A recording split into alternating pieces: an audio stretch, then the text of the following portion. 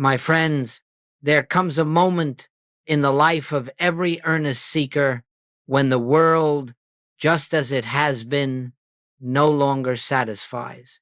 Not because something external has changed, not because people have failed you or circumstances have grown darker, but because a deeper rhythm has begun within you, and the outer world cannot drown it out any longer.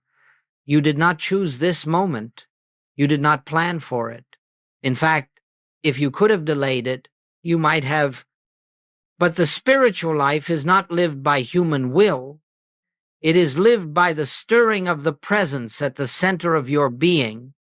When the kingdom of God begins to make itself known within, the old pleasures lose their flavor, the old conversations lose their sparkle, and the old identity, with all its props and performances, begins to feel strangely foreign.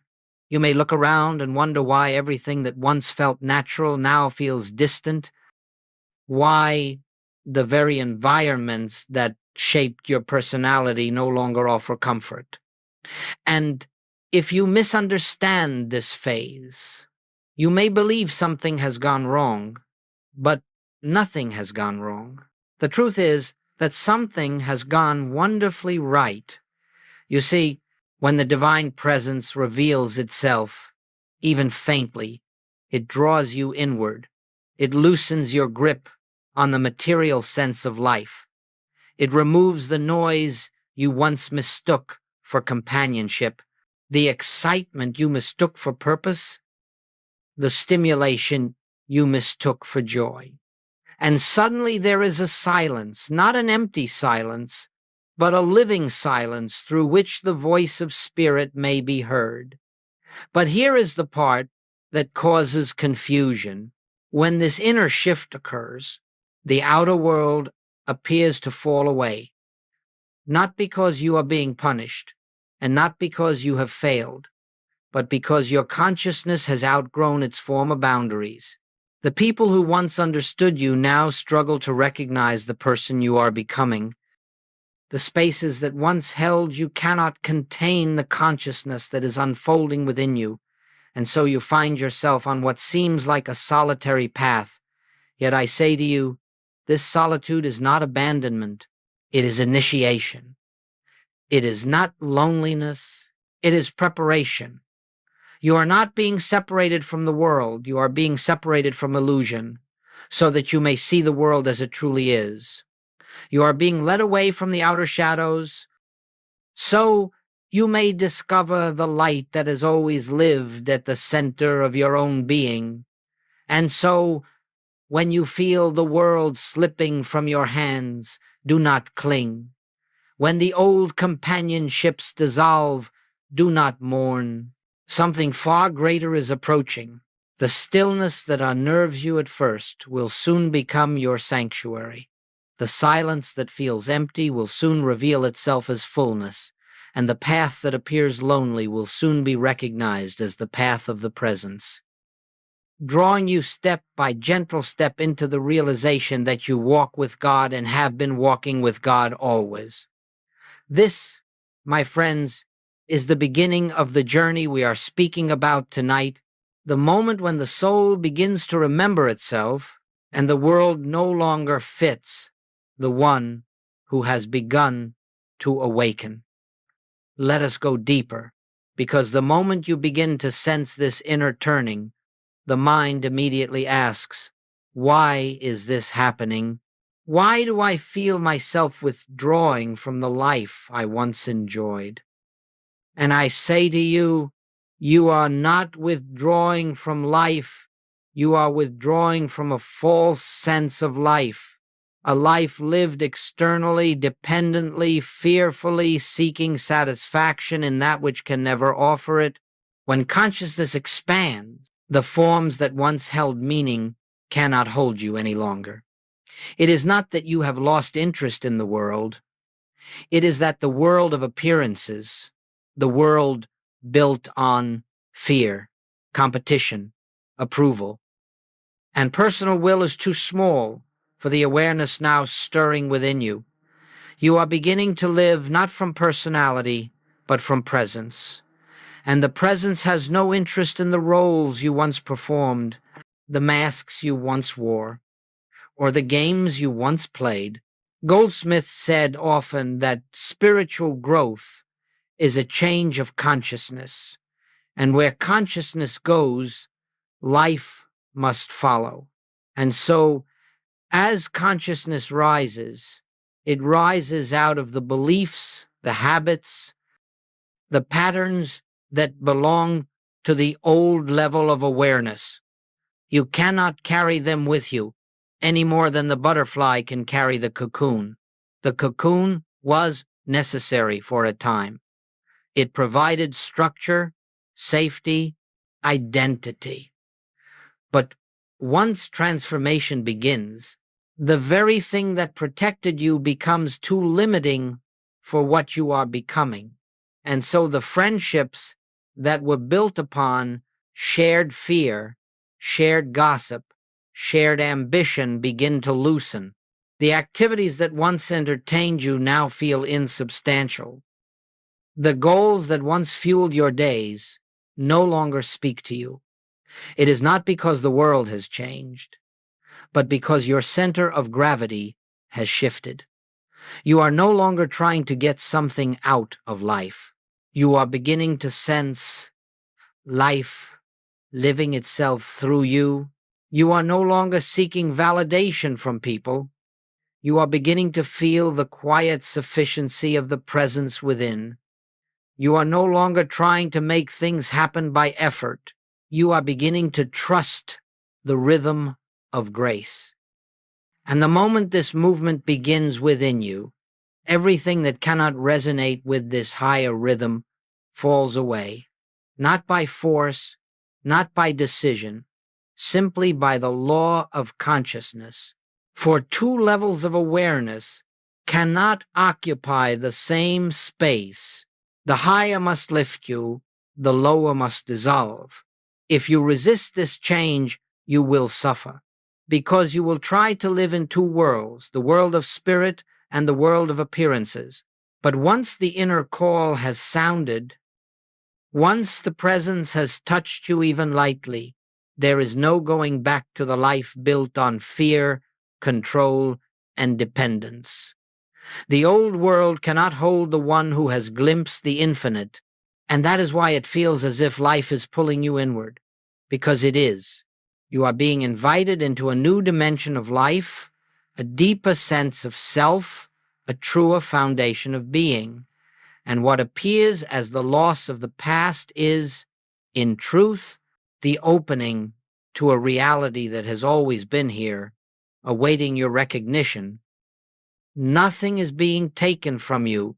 Only the unreal is falling away. Only the temporary is dissolving. Only the false is passing. What remains, the presence, the silence, the Christ within, is the only part of you that has ever been real. And this, my friends, is why your old world cannot hold your new consciousness. The truth in you has begun to awaken, and the truth cannot live comfortably in a life built upon illusion. Now, let us turn to one of the most misunderstood stages of the spiritual life, a stage every mystic, every prophet, every seeker of truth must pass through. I speak of that inner wilderness, that desert experience, when the world seems to fall silent and every outer support you once relied upon appears to vanish. This is the phase where your heart says, I have nothing left to hold on to. And spirit quietly responds, yes, now you are ready. My friends, no one enters this desert willingly. It is not glamorous. It is not dramatic. It is not filled with visions and revelations. It is filled with something far more sacred, the stripping away of all false dependencies in this desert. The people who once comforted you feel distant. The activities that once entertained you offer no joy. The ambitions that once drove you now feel meaningless. And even the spiritual practices that once uplifted you seem to fall flat. It is as if life has emptied itself. But I assure you, it is not life that is emptied. It is your consciousness that is being cleared. Goldsmith often said that the desert is not a place of absence, but a place of purification. Everything you depended upon in the outer world, every crutch, every distraction, every source of false security is removed, not to punish you, but to reveal the only presence that truly sustains you. This desert is holy. This emptiness is sacred. This silence is the beginning of vision. For in the desert, you cannot lean on the world, you cannot lean on the mind, you cannot lean on the senses. You are left with only one thing, the inner presence that has been there all along, waiting for the noise to quiet so it may speak. You may cry out, "Why has God abandoned me?" But the truth is the opposite. God is nearer in this phase than at any other. Only now, with every distraction removed, can you feel the nearness. Here is the paradox. In the desert, you feel most alone, yet you are closest to God. In the silence, you feel most empty, yet you are being filled. In the darkness, you feel most blind, yet your spiritual sight is being opened. Every mystic walked through this silence. Jesus in the wilderness, Moses on the mountain, Elijah under the juniper tree, and Goldsmith himself spoke of long seasons where the inner guidance seemed to retreat, so that the soul could learn the difference between emotional comfort and spiritual self-sufficiency. Understand this? What you call loneliness is the death of the old self. What you call emptiness is the clearing of old beliefs. What you call abandonment is the dissolving of the ego's dependence on externals. And when there is nothing left to cling to, nothing left to protect, nothing left to perform then, and only then, do you begin to sense a new foundation rising within, a stillness that is not loneliness, a peace that is not emotional, a presence that is not imagined. This is the purpose of the desert, to remove everything except God, so that you may discover that God was everything all along. You are not lost. You are being led. You are not abandoned. You are being deepened. You are not punished. You are being prepared for the next stage of spiritual life, where the presence becomes your anchor, your identity, and your quiet companion. And when you emerge from this desert, and you will know a truth that cannot be taught, cannot be read, cannot be given by any teacher. God is enough, and in God you are whole. As we continue along this path, we must speak of another phase that every seeker encounters, yet few understand, the quiet distance that grows between you and those you love. And I say to you lovingly, this too is part of the spiritual life. For when consciousness begins to rise, the old relationships built upon the personality, upon shared history, upon familiar patterns cannot always rise with it. Your family, your friends, your companions of many years, they look at you through the lens of who you have been, not who you are becoming. They hear your words, but they do not hear the shift in consciousness from which those words arise. They feel the change in your energy, yet they interpret it through their own fears, their own expectations, their own memories of you. And so they say, you're different, without understanding what that means. They say you're distant, without realizing that you are not pulling away, you are awakening within.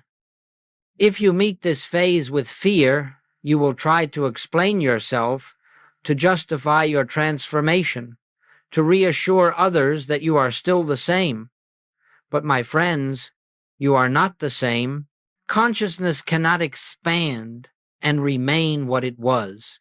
And so the attempt to drag your new awareness into the old framework creates suffering for all involved. Goldsmith warned students repeatedly, do not expect your awakening to be recognized, approved, or understood by those who have not yet touched this inner dimension. How could they? They have not seen what you have seen. They have not felt what you have felt. They have not tasted the silence that has become your sustenance. Their misunderstanding is not a reflection of your path, nor is it a judgment upon your progress. It is simply a fact of consciousness. Two levels of awareness cannot perceive each other clearly. You see from the mountain, they see from the valley. You speak of light, they hear only concepts. You are learning to trust the inner presence. They trust the visible world. And so the communication is strained, not because anyone is wrong, but because you are now living from a different dimension of being. Here is the great temptation: to force understanding, to correct their perception, to defend your path, to make them feel comfortable with what is unfolding in you. Resist this temptation gently, for when you try to make others understand what they have not yet awakened to, you burden yourself and frustrate them. What, then, should you do? Goldsmith's answer was simple and eternal. Recognize the Christ in them. Even when they cannot recognize it in themselves, even when they cannot see it in you, you do not explain your awakening. You live it. You do not convert them. You bless them. You do not justify your inner journey. You honor theirs.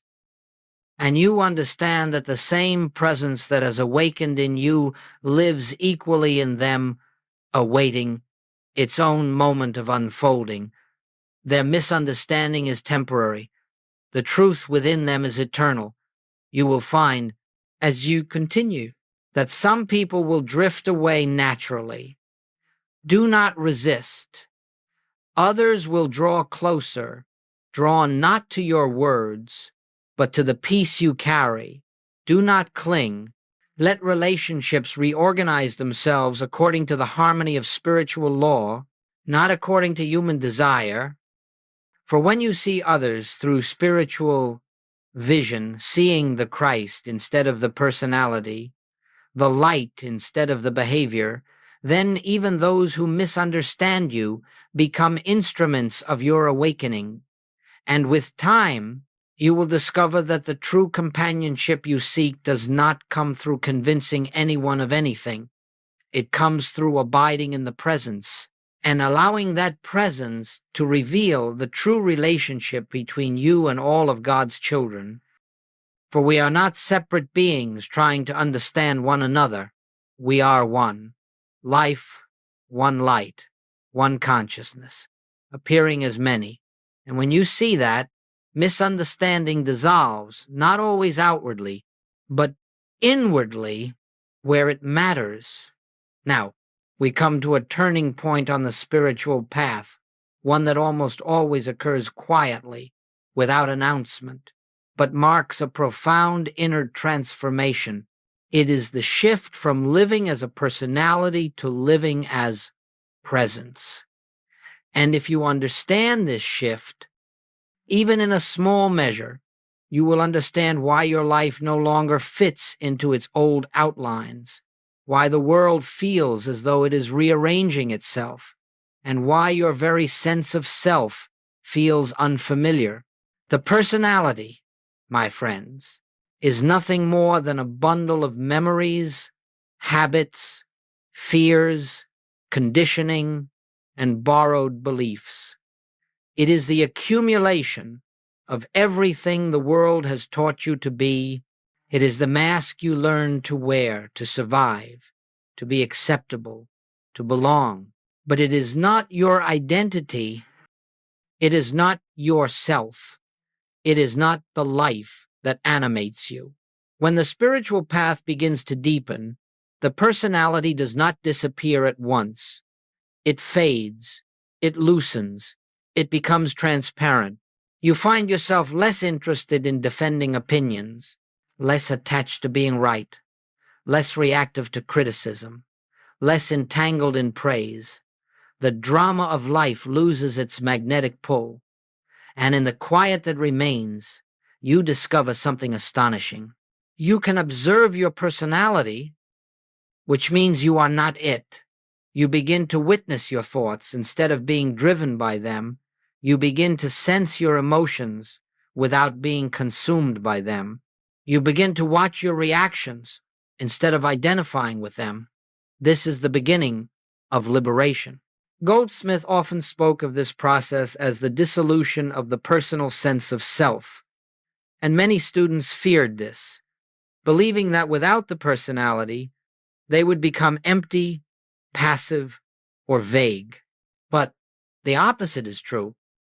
When the personality fades, what emerges is a deeper, stronger, freer, more luminous sense of being what Goldsmith called the Christ in you, the true identity.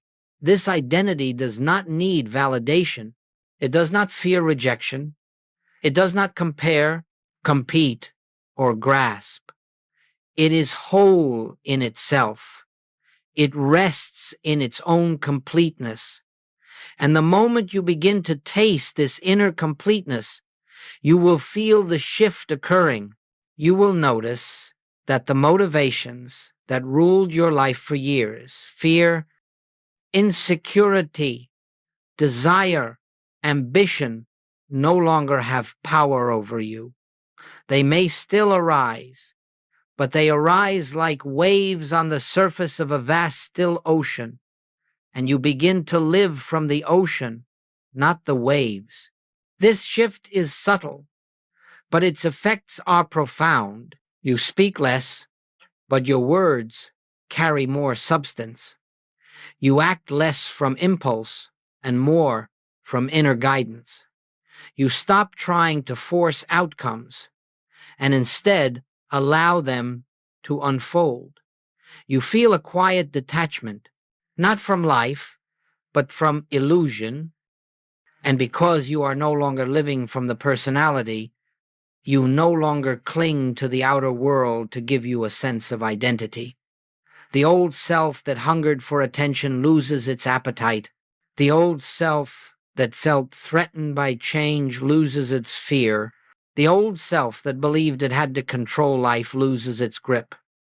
This is why the world cannot understand you now. They are speaking to the personality that is dissolving, while you are listening from the presence that is emerging. They look for the old you, the reactive you, the fearful you, the striving you, but that person is no longer at the center. Something deeper is there now, something quieter, something infinitely more real. And if you wish to know how to cooperate with this shift, Goldsmith's instruction is always the same. Do not cling to the personality as it dissolves.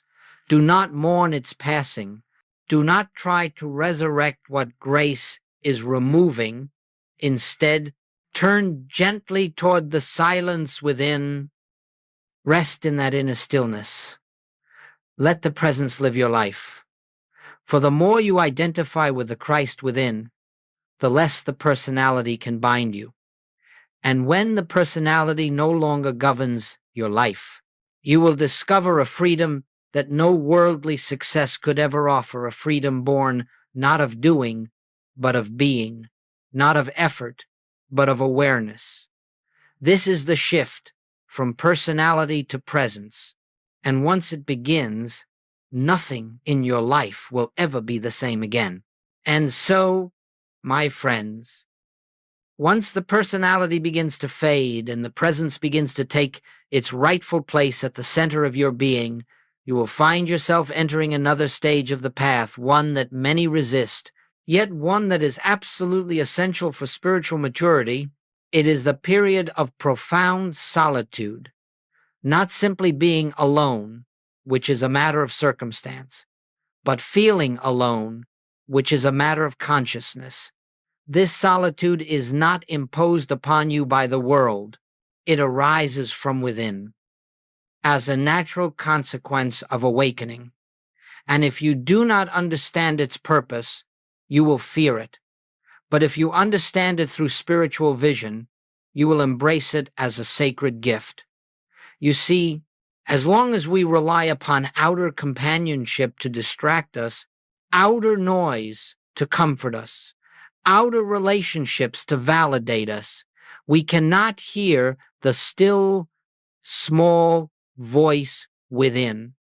And so there comes a time when Spirit draws us inward, folds our outer life gently into silence, and invites us to discover the only true companionship we have ever known, the companionship of the presence.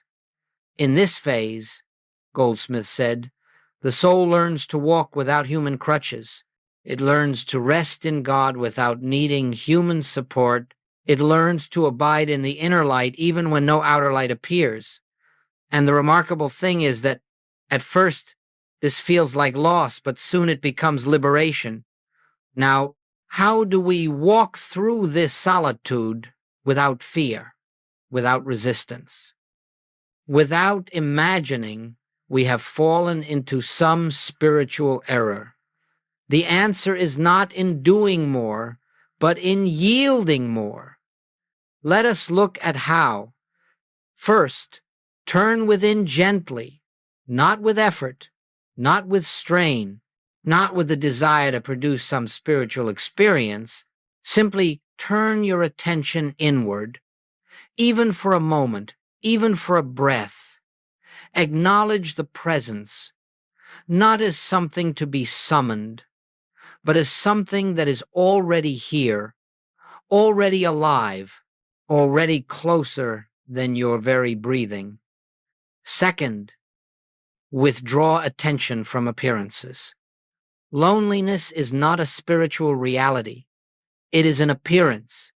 It is a mental habit, a belief rooted in separation. But you are not separate from God, and therefore you cannot be separate from the life of God that flows through all creation. So do not argue with loneliness. Do not resist it. Simply refuse to grant it spiritual authority. Rest in the awareness that the feeling is temporary, but the presence is eternal. Third, practice the presence in small moments, a few seconds here, a quiet pause there. Spiritual progress is not measured in hours spent in meditation, but in the sincerity of your turning. A minute of true recognition outweighs an hour of mechanical prayer. The desert does not demand long spiritual labor. It invites simple, sincere awareness. Fourth, let relationships reorganize themselves by grace. Do not cling to those who drift away. Do not chase after those who misunderstand you.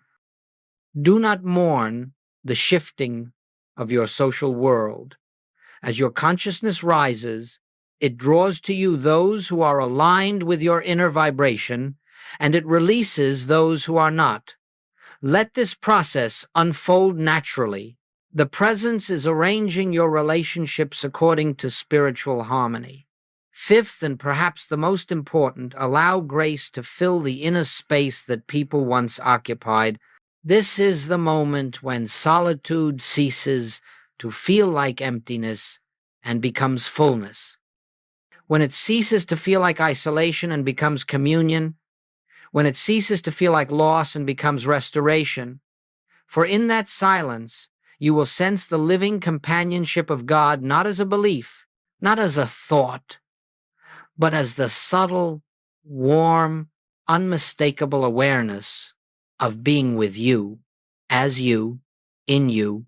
And when you taste this companionship, even faintly, you will understand why this phase is necessary. You will understand why the world had to fall silent. You will understand why the path narrowed for a time. It narrowed so that you could discover that you do not walk this road alone. You walk with the infinite. You walk with the presence. You walk with the only companion who has never left you, not for a single moment. Walk through solitude gently, my friends. Do not fight it. Do not fear it. Do not try to escape it.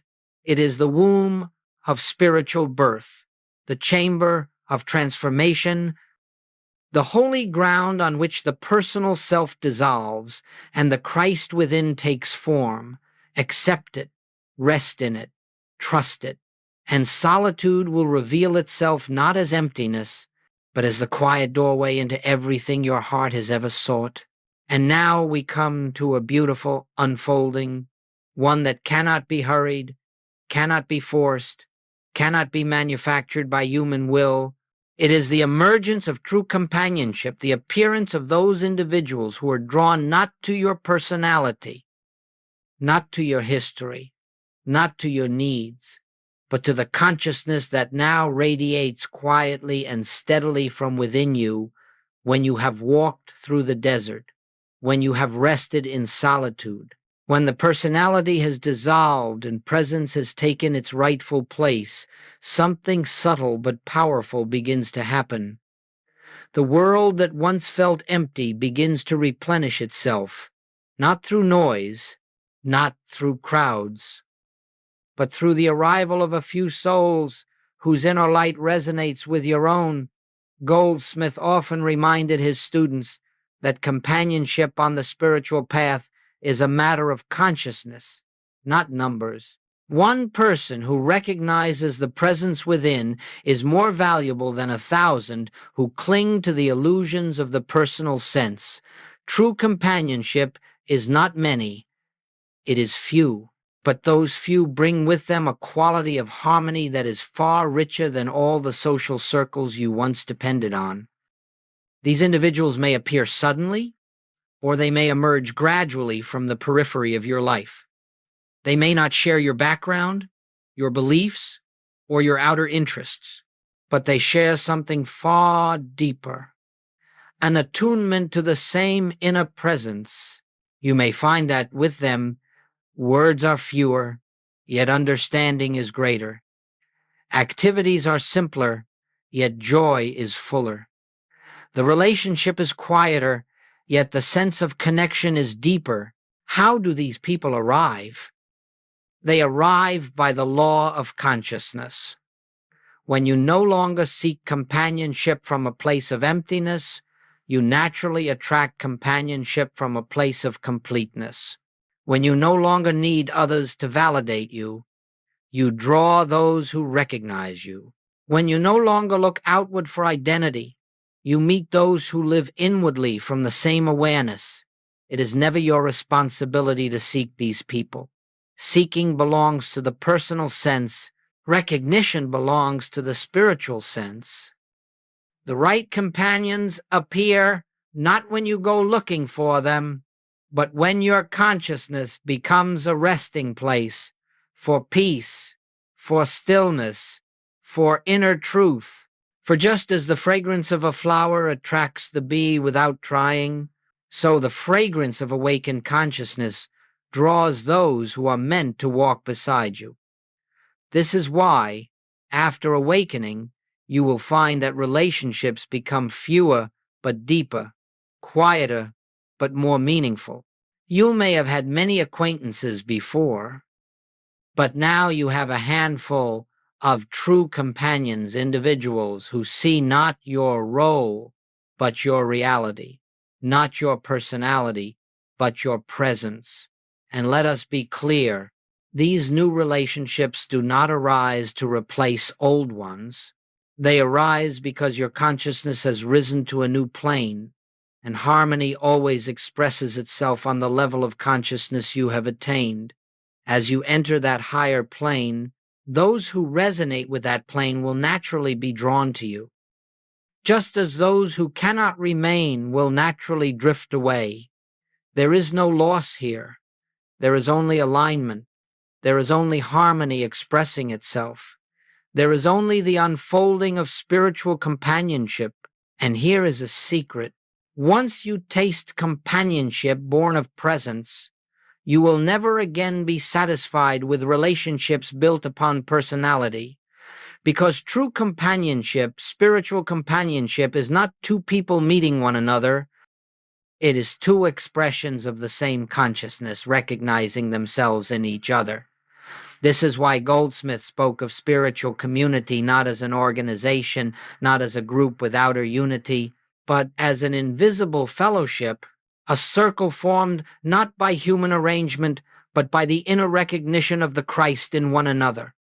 This is companionship beyond time, beyond distance, beyond personality. It is companionship rooted in God. So when the right people begin appearing in your life, receive them gently, not with excitement, not with attachment, but with quiet gratitude, for they have been sent by the same presence that guided you through the desert, the same presence that revealed itself in solitude, the same presence that is now demonstrating its harmony through your relationships. And remember this truth: you do not need many companions on this path. You need only those who walk with you in the light, and they will come not by your seeking, but by your becoming. Now, my friends, we come to a sacred truth, one that is easily overlooked, yet stands at the very heart of the spiritual life. It is the recognition that awakening is not for you alone. It is not given merely for personal peace, personal healing, personal enlightenment. No, awakening is the way in which the infinite reveals itself through individual consciousness, that the world may be lifted by the silent radiance of one who knows the presence.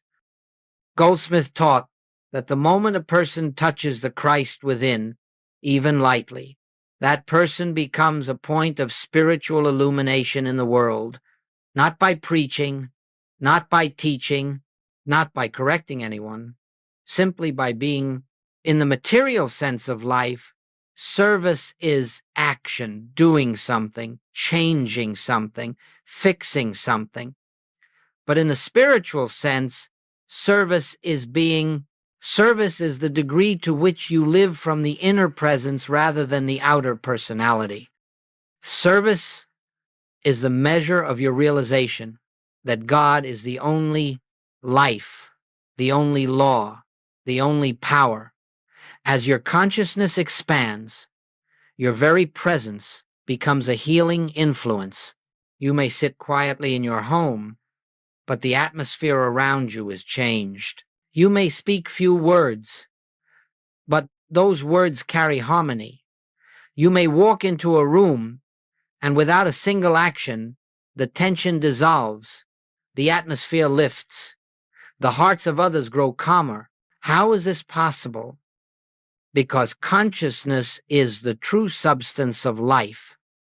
And when your consciousness is resting in the presence, it radiates effortlessly, silently, universally. This is why the mystics could heal without touching, uplift without speaking, and bless without being known. It was not their personality doing these things, it was the presence expressing through their clear awareness. And so, when you emerge from solitude with this deeper anchoring in the Christ within, life gives you a new kind of work, not outer work, but inner service. You become a transparency for God. You become an instrument through which harmony flows. You become a window through which the light reaches others who are still walking in the shadows of fear, separation, and self-importance. This service does not require organization. It does not require publicity. It does not require titles or roles. It requires only one thing: that you live from the center of your being, where God is. In every interaction, you hold to the recognition that the same presence within you lives within every individual you meet. You look past their conduct, past their opinions, past their fears, and you behold their true identity. And because you see them truly, something in them begins to awaken, even if they are unaware of why they feel drawn to you, why they feel safe with you, why they feel at peace in your presence. This is the quiet ministry of the awakened soul. This is the silent service Goldsmith spoke of. This is how one individual, living in the realization of oneness, becomes a blessing to the world. And do not mistake this for effort. You do not go about trying to help, trying to heal, trying to uplift. You simply abide in the presence, and the presence does the work. The branch does not strain to bear fruit. It bears fruit because the life of the vine flows through it. So it is with you. This is why the awakened soul appears calm while others are agitated, why they appear steady when others are shaken, why they appear clear when others are confused, because their stability comes not from the outer world, but from the unchanging presence that governs all life. Do not underestimate the power of a single awakened consciousness. Goldsmith often said that one individual who truly knows the truth becomes a sanctuary to many. They become, without declaration, a spiritual refuge for those who are weary.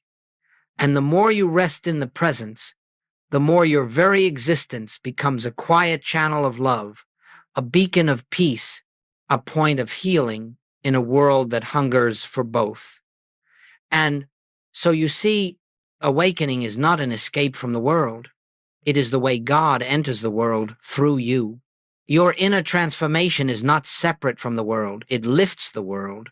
The degree to which you live from the Christ within is the degree to which the world around you is touched, softened, blessed, harmonized. This is your true service. This is your true purpose. This is the divine activity that begins the moment you surrender the personal self and allow the infinite to live your life. And now, as we come to the close of this journey together, let us look back with spiritual eyes and recognize what has truly been happening in your life. For many of you, this path has felt lonely. It has felt uncertain. It has felt as if everything familiar was stripped away, as if life itself withdrew from you, leaving you to walk through silence, through confusion, through deep inner change. But I say to you now, with all the authority of spiritual vision, you were never abandoned, never forgotten, never left to struggle alone. You were being prepared. The people who drifted away, the structures that collapsed, the identities that dissolved, the roles that no longer fit, the silence that replaced the noise of your former life. All of this was preparation. All of this was grace, removing what could not travel with you into the higher dimension of consciousness you were entering. The desert was not punishment. It was purification. The solitude was not emptiness. It was reorientation.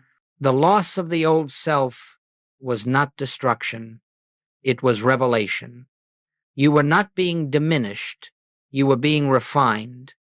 Every misunderstanding you endured, every moment of inner doubt, every withdrawal of outer support, these were the gentle, precise movements of the infinite, guiding you away from dependency on the world and toward reliance on the presence within you. Goldsmith often said, "When you feel most alone, God is nearest." Not nearest in distance, but nearest in your awareness, for solitude is the womb in which spiritual identity is born. And now you can see what was unfolding all along. You were being moved from personality to presence, from seeking outside to recognizing within, from fear-based identity to Christ-centered being. You were being prepared to live not as a struggling human, but as a transparency for the infinite way, as one through whom the presence may shine, speak, act, and bless. And if you look closely, you will notice something extraordinary. The moments you thought were breaking you were actually remaking you. The moments you thought were endings were openings.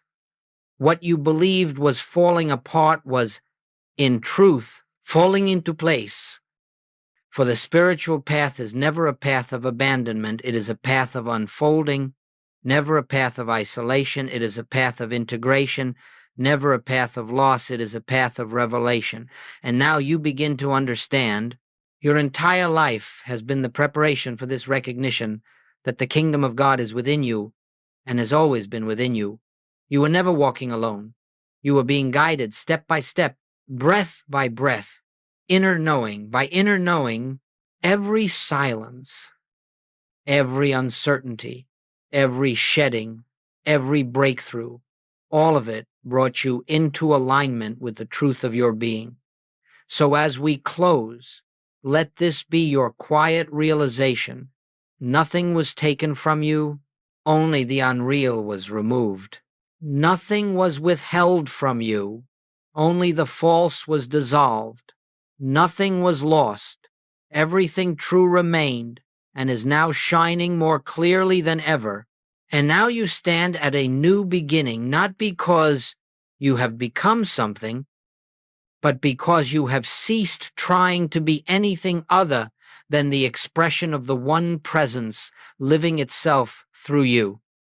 From this day forward, walk gently, walk calmly, walk inwardly, knowing that the same presence that carried you through the desert will carry you through every step ahead. You are never alone. You are being prepared, and now you are ready.